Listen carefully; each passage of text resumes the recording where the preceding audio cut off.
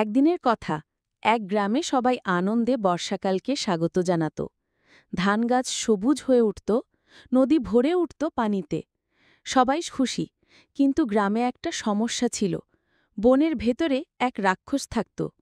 ওই রাক্ষসের খুব রাগ ছিল বর্ষাকালের ওপর, কারণ বৃষ্টি নামলে তার গুহা পানিতে ভরে যেত, আর সে খাবার খুঁজতে বের হতে পারত না। তাই রাক্ষস ঠিক করল, এ বছর বৃষ্টি নামতে দেবে না।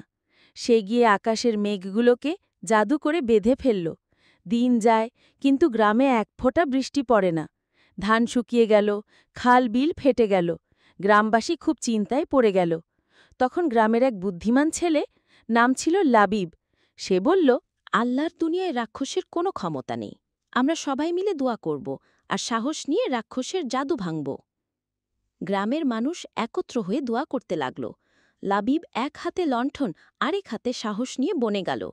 সেখানে গিয়ে সে রাক্ষসকে বলল, তুমি যত বড়ই হও না কেন, বর্ষা আল্লাহর দান। তুমি চাই